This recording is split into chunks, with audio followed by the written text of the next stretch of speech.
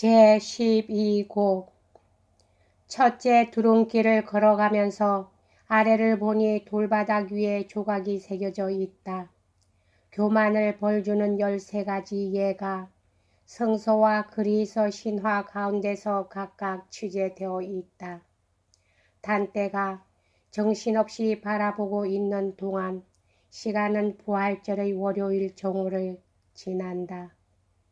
천사가 저편에서 나타나 팔을 벌려 날개를 펴고 단떼들을 손짓해 부른다. 시인들은 길을 왼쪽으로 꼬부라져 언덕길로 접어든다.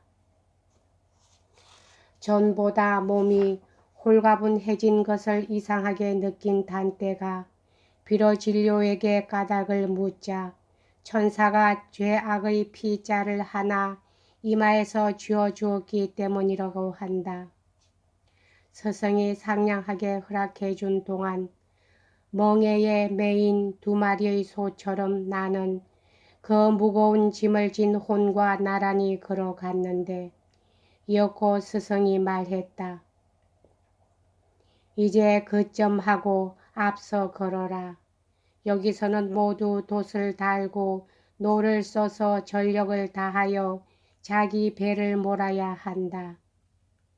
나는 선뜻 몸을 일으키고 걸어갔으나 내 자존심은 나직했고 마음은 허리를 굽힌 채였다. 나는 스승의 발자국을 부지런히 따라갔는데 둘이는 이제 보기만 해도 발걸음이 가벼웠다. 스승이 말했다. 눈을 아래로 돌려 내가 딛는 땅을 봐라. 한결 발걸음이 수월해질 게다.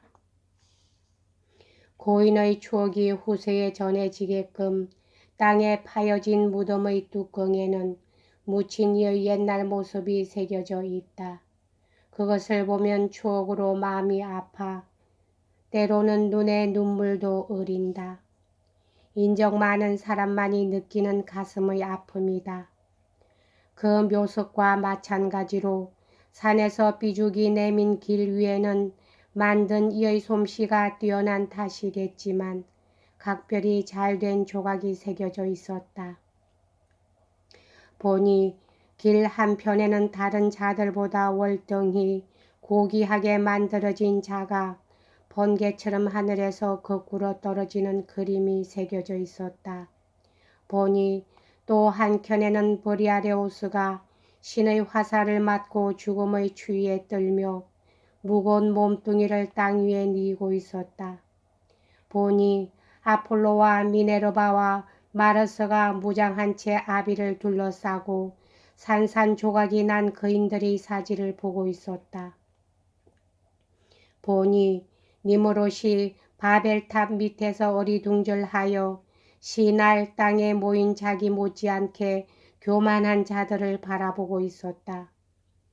오 니오베여, 살해된 7 아들과 7 딸들 사이에서 보기에도 애처로운 모습으로 너는 길 위의 석상으로 별에 있었다. 오 사울이여, 너는 너의 칼 위에 몸을 던져 길보아에서 죽은 그때 그대로의 모습으로 그려져 있었다.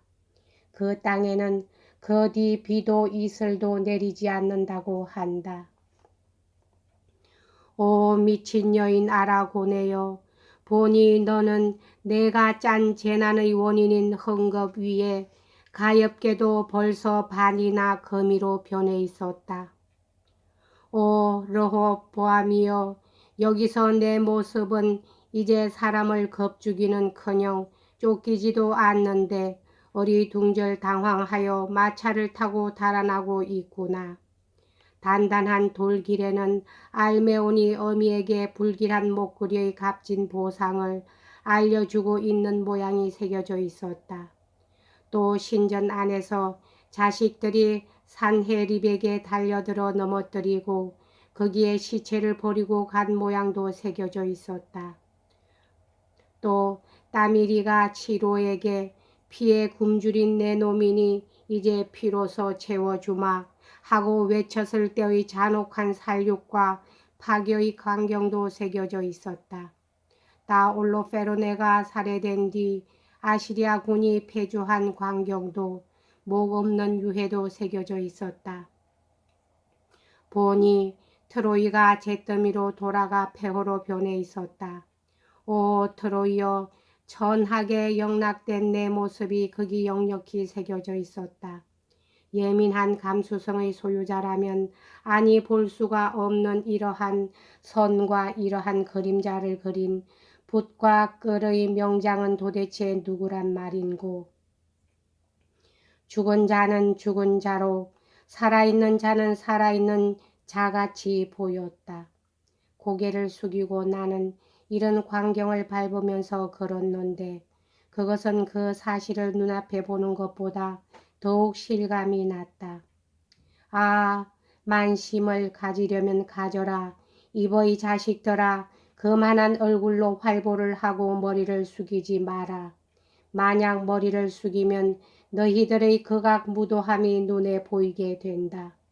내가 정신없이 열중되어 있는 동안 해는 생각했던 것보다 훨씬 길었고 우리도 벌써 산중턱을 꽤나 돌고 있었다. 그때 줄곧 앞을 살피며 가던 스승이 입을 열었다. 머리를 들어라. 어제 그렇게 생각에 잠겨 그럴 때가 아니다. 보라, 거기 천사가 하나 우리들 쪽으로 지금 오려 하고 있다. 보라, 벌써 하루의 일을 마치고 6번째 처녀가 돌아간다. 천사가 기꺼이 우리를 위로 바래다 주게끔 얼굴에도 태도에도 깍듯이 경의를 나타내어라. 알겠느냐? 오늘이라는 날은 2번 다시 없는 거다. 시간을 아끼라는 스승의 훈계는 전부터 수차 들었기 때문에 이 스승의 말은 내 귀에 또렷하게 들어왔다. 우리를 향해 하얀 옷을 입은 아리따운 이가 다가왔다. 그 표정은 빛이 나 마치 새벽별같이 반짝여 보였다. 팔을 벌리고 이어 날개를 펴며 말했다. 이리로 오라. 청개는 이 근처에 있다. 이제부터는 몸도 가볍게 올라갈 수가 있다. 이렇게 초대되는 자는 좀처럼 없다. 오 인간이여, 위로 날아오르기 위해 태어났으면서 왜 이리 약한 바람에도 떨어져 버리느냐. 우리를 바위가 패인 곳으로 데려가자. 거기서 날개로 내 이마를 털어 앞길의 안전을 보증해 주었다. 루파콘테 다리를 건너 오른편으로 산에 올라가면 저 훌륭하게 다스려진 도시를 한눈에 굽어보는 성당이 있는데 그 언덕길은 가파른 비탈을 개척하여 돌층계를 만들어 놓았다. 기록도 저울 눈도 정확했을 무렵에 만들어진 돌층계였다. 마찬가지로 여기서도 다음 옷까지 급각도로 치솟은 벼랑에 언덕길이 만들어져 있었는데 양편에서 내민 바위가 몸에 스칠 정도였다.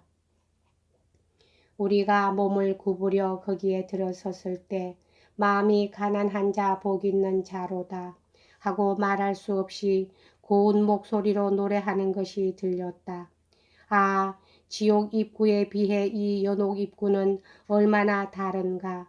지옥에는 무서운 외침소리와 함께 들어갔는데 여기서는 노래소리와 함께 들어가는 거다.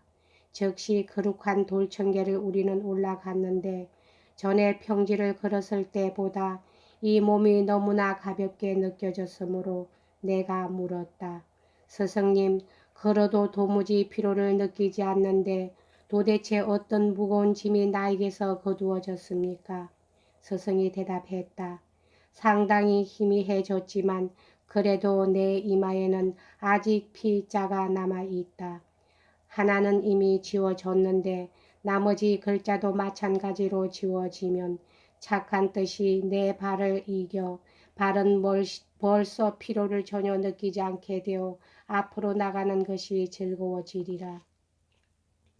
머리에 무엇을 붙인 사람이 자기는 그걸 모르고 예사로 밖을 나돌아 다닌다. 남이 알려줘서 언뜻 알아차리면 손으로 그걸 확인하려고 드듬드듬하여 찾아낸다. 눈이 못하는 것을 손이 대신해 준다. 그와 마찬가지로 나는 오른손을 펴서 만져보았다. 그랬더니 내 관자놀이 위에 열쇠를 가진 천사가 새긴 7글자 중 손가락에 만져진 것은 6글자밖에 없는 것이다. 그러한 내 모양을 보고 길잡이는 싱긋 미소 지었다. 여기까지 하겠습니다.